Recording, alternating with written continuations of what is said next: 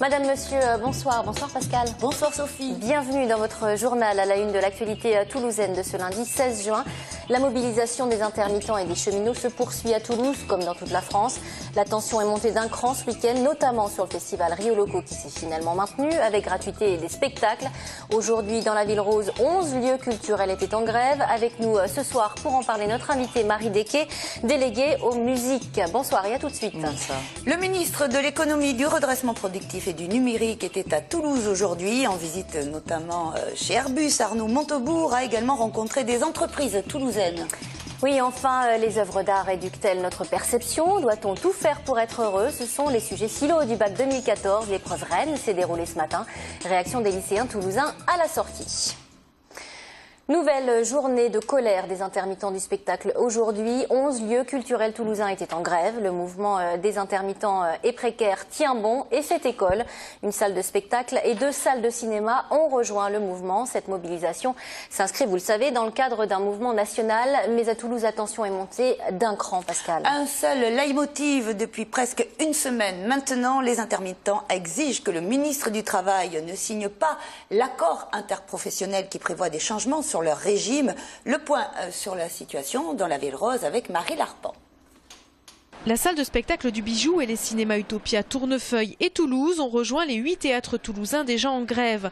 Ce ralliement intervient alors même que le Premier ministre Manuel Valls déclare aujourd'hui qu'il ne reviendra pas sur l'accord d'assurance chômage, même s'il est prêt à remettre à plat le système. On n'est pas intermittent ni les uns ni les autres. On n'est pas inquiet, mais on peut faire les choses des fois par solidarité, pas par inquiétude.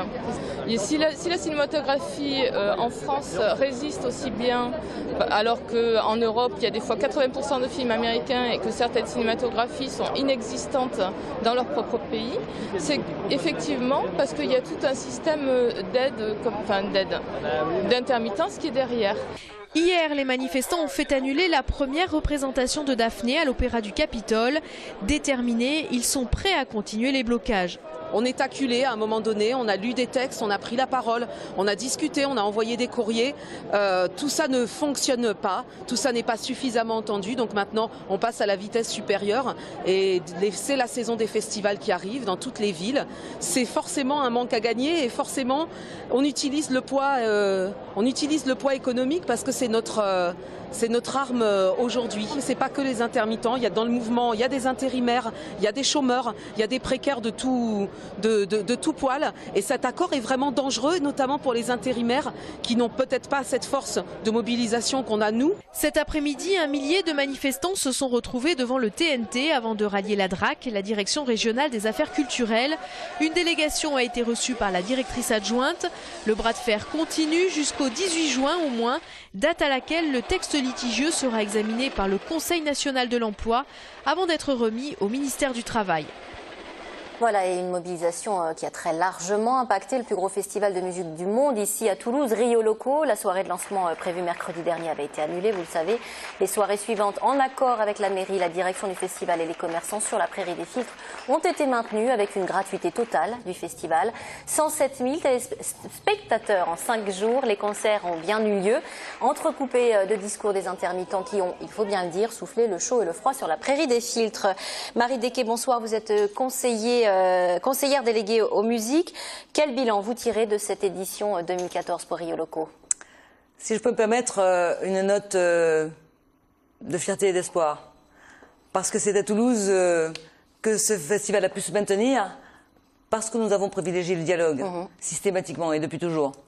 Donc lorsque ce dialogue est établi et possible, évidemment, nous avons pu faire des pas chaque fois et chaque jour. Chaque jour, évidemment, il y avait une réunion Assemblée Générale, puisqu'il y a eu la journée qui précédait l'inauguration, donc c'était déroulé à peu près normalement. Et puis cette journée que vous avez évoquée d'annulation. Mais donc chaque jour, il y avait donc l'Assemblée Générale. Et donc, en discussion, en temps de parole, personne n'a été, chiche dans son temps de parole accordé. Moi-même, je suis allée présenter Toulouse été, qui va commencer aussi, et donc la parole a été demandée, elle a été donnée, systématiquement donnée. Donc après, la proposition a été faite de l'aménagement, vous le savez, des temps de parole avec des concerts raccourcis. En tout cas, ce festival a eu lieu, et c'est ce que nous devions aux Toulousains, parce qu'ils C'est l'attendaient. justement ce temps de parole qui est à l'origine du fait que vous avez pu le maintenir, hein, parce qu'il faut préciser qu'une semaine avant, Montpellier s'était fermé, voilà.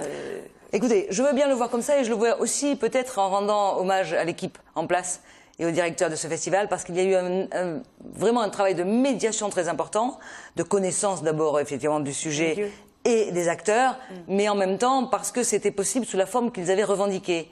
Et donc les Toulousains ont pu avoir ce festival qu'ils connaissent bien sûr, mais qu'ils attendaient parce que c'était quand même un rendez-vous artistique très important, très intéressant. Mais donc c'est ici et pas ailleurs, parce que c'était la volonté de la ville. Et la volonté de la ville est allée de Jean-Luc Moudinque. Le samedi, le dimanche, les intermittents ont quitté la prairie.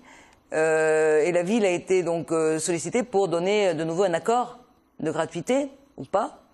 La ville a décidé de donner la gratuité, parce qu'il n'y avait pas de raison à ce moment-là de recommencer enfin, avec... tout de même, Marie Desquet, il va y avoir un gros manque à gagner. Qui va payer? Vous avez dit vouloir engager des poursuites. De toute façon, le préjudice, il est très important. Il est d'abord moral, bien évidemment, par rapport au public qui ont été frustrés. Il fait combien, à peu près? On ne sait pas encore. Les services de la ville de Toulouse, les services juridiques, étudient tous les paramètres. Parce qu'il y a les cachets des artistes, il faut voir avec leurs agents. Donc on ne peut pas le savoir au jour d'aujourd'hui.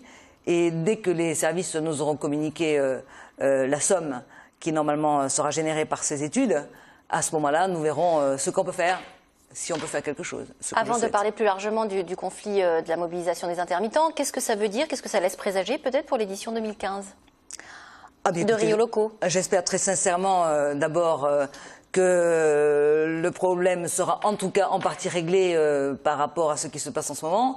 Mais de toute façon, l'édition 2015 sera déjà en préparation, j'allais dire, dans les semaines qui viennent, puisque nous avons hier... Elle n'est pas mise en péril. Elle n'est pas mise en péril, pas du tout. Je veux dire que... Ça refroidit quand même un peu. Comment dire? Je ne peux pas parler comme ça. Je veux dire que nous étions vraiment très heureux quand même d'avoir pu maintenir et d'avoir vu que les publics étaient là, étaient au rendez-vous. Et que ça a été un moment très festif, très familial, très partagé, jusqu'à tard dans le soir. Donc... c'est fragile de créer, c'est périlleux de pouvoir à ce moment-là d'être dans l'organisation d'un festival ou d'un spectacle de rue, hein, par exemple. Oui, je veux bien l'entendre, mais à un moment donné, il faut quand même que les intermittents, ils le savent d'ailleurs, ils savent que le spectacle vivant est vraiment lié au mode de l'intermittence, et d'ailleurs le théâtre du Capitole est le deuxième employeur derrière l'Opéra de Paris par rapport au nombre d'heures effectuées par les intermittents. On l'a vu, Marie Desquet, dans le sujet de Marie Larpan à l'instant, de nombreux lieux culturels ont été figés à Toulouse aujourd'hui. Est-ce que vous comprenez cette mobilisation, ce mouvement des intermittents de façon générale? J'entends la préoccupation. Je sais éventuellement les questions et je sais surtout les conséquences éventuellement qui peuvent en découler. Mais là, je pense qu'à un moment donné, il faut être raisonnable et responsable. On ne peut pas mettre en péril son propre rendez-vous de travail pour après. Je veux dire qu'une fois qu'on a donné l'occasion de s'exprimer, une fois que ça a été l'occasion d'échanger, de faire comprendre pourquoi. Parce que c'est vrai qu'il y a le temps de travail, de préparation par rapport à une création, et c'est vrai qu'il faut qu'il soit pris en compte. Bien sûr. Bien évidemment, comme on prend en compte le travail des chercheurs lorsqu'ils recherchent et même lorsqu'ils ne trouvent pas des fois. Donc ceci j'entends. Je pense qu'il y a aussi des excès qu'il faut regarder de près. Il faut réformer ce statut. Mais je pense qu'il faut... oui, le statut doit être réformé, mais là on est dans l'urgence, et donc je ne suis pas sûre que la période soit idéale pour poser la question de la meilleure façon possible. Et en même temps, je pense que nous ne sommes pas, responsables territoriaux, élus territoriaux, avec une action directe sur la modification de ces statuts, parce que c'est le gouvernement qui en a pris la décision, et nous ne faisons, nous, qu'entendre et qu'écouter et espérer que ce soit un problème qui soit entendu et réglé de la meilleure façon possible, je veux dire par rapport à ce qui est revendiqué, mais aussi par rapport à la normalité des choses, quoi. Vous aviez un grand pour conclure. Très rapidement pour conclure. Vous aviez un grand projet, vous l'avez toujours, c'est celui de l'auditorium. Ça avance. On en est où là au niveau de l'étape? Écoutez, le maire de Toulouse, effectivement, a annoncé dans son projet de campagne le grand auditorium à la prison Saint-Michel, avec sur chaque branche d'étoiles, donc un lieu dédié à la musique, la recherche, l'accueil des jeunes publics, l'accueil international. Alors, la première étape, il s'était engagé, c'était rencontrer l'État pour pouvoir faire l'acquisition par rapport au projet qui sera présenté à l'État. Et à ce moment-là, ce sera l'occasion, si mettons il y a eu l'accord avec l'État, de faire appel à des programmistes. On va suivre ce dossier, évidemment. Merci Marie Desclée.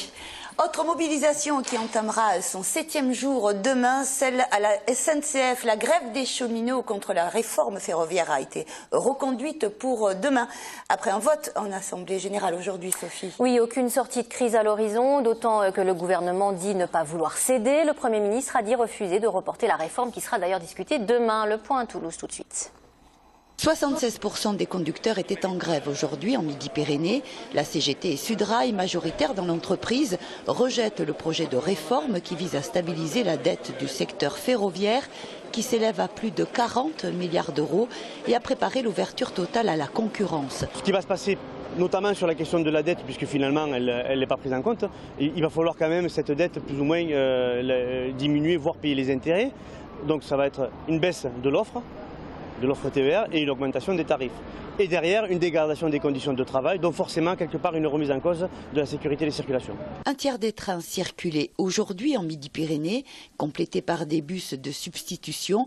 L'offre habituelle a été assurée à 75%. L'indemnisation de l'ensemble des abonnés est estimée à une trentaine de millions d'euros au plan national.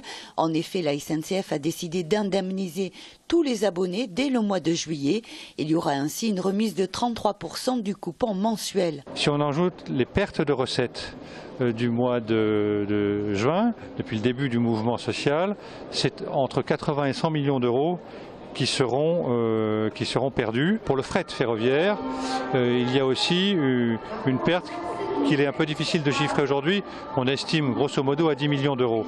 Donc au total, ça fait en gros 100 millions d'euros de déficit ou de perte de coût de cette grève.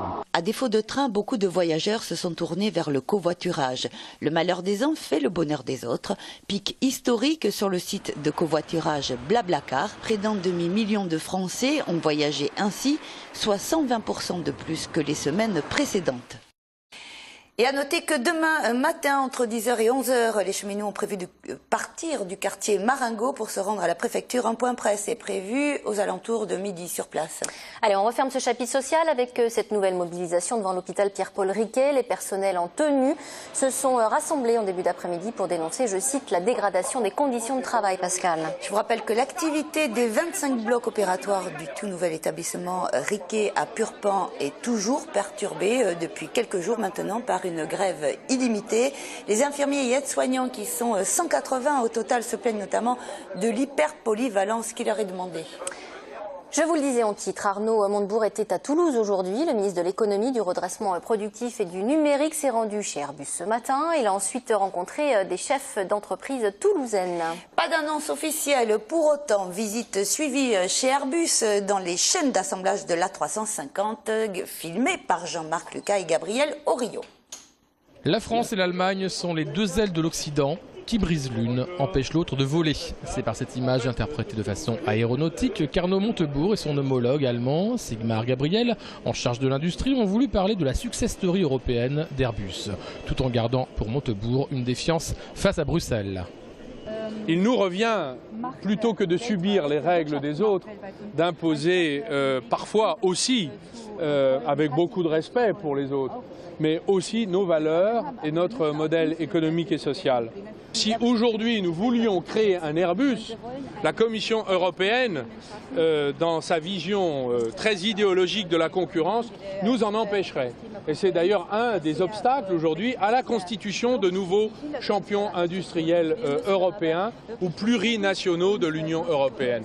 Sigmar Gabriel, pour la 4e fois de sa vie à Toulouse, s'est voulu plus rond et œcuménique. Tous ceux qui ont encore des doutes sur l'Europe ou sur la coopération franco-allemande, il faut les envoyer ici, à Toulouse. Pour ensuite tacler en bonne et due forme les États-Unis et le concurrent d'Airbus. Les actionnaires de Boeing pensent être compétitifs seulement quand ils peuvent demander des subventions à l'État, alors que Airbus est capable de rembourser les prêts que les États lui ont concédés. Les deux hommes politiques veulent que la croissance reprenne en Europe. Ils ont lancé un chiffre. En 2013, à euro constant, l'investissement en Europe, tous secteurs confondus, a baissé de 450 milliards, soit 18%. Autrement dit, l'A380 et l'A350, c'est bien, mais vite, il faut d'autres géants industriels, quand bien même les commissions européennes sont contre au nom de la concurrence libre et non faussée. Et en marge de cette visite, on l'a appris ce matin, Airbus Group et Safran ont décidé de regrouper leurs forces dans les lanceurs spatiaux. La co-entreprise sera opérationnelle cette année. L'annonce a été faite après une réunion à l'Elysée ce matin pour décider du lancement d'Ariane 6. L'Europe réagit ainsi à la concurrence de l'américain SpaceX. Le bac 2014, c'est parti. C'était ce matin la philo, l'épreuve reine de l'examen pour les quelques 23 200 lycéens, toutes catégories confondues. Parmi les sujets sur lesquels les bacheliers ont dû plancher, les œuvres d'art éduquent-elles notre perception ou encore doit-on tout faire pour être heureux? Ça inspire, c'est inspirant. À la sortie de cette première épreuve du bac, des lycéens plutôt satisfaits. C'est en tout cas ce qu'ont pu constater Marianne Ribaud et Clémentine Delarue au lycée des Arènes, l'un des 161 centres d'examen de l'Académie de Toulouse. On regarde. 11 h ce matin, entre frustration, soulagement ou encore allégresse, chaque candidat savoure à sa manière la fin de l'épreuve de philosophie tant redoutée. J'ai la tête vidée, je suis embrouillée de partout et demain j'ai la prochaine épreuve d'histoire. Donc c'était dur mais c'est passé, j'aurais plus jamais philo de ma vie donc je suis super contente. C'est génial. Je sais pas en fait. J'étais à côté de la fenêtre, c'était chouette et voilà. J'ai tellement peur d'avoir raté la philo que je vais aller à la bibliothèque municipale réviser les croquis de géographie. Doit-on tout faire pour être heureux? Pourquoi chercher à se connaître soi-même? Le débat se poursuit à la sortie. Certains ont préféré l'analyse de texte, un exercice qu'ils jugent moins risqué. J'ai choisi le commentaire de texte de Descartes. Ça s'est plutôt bien placé.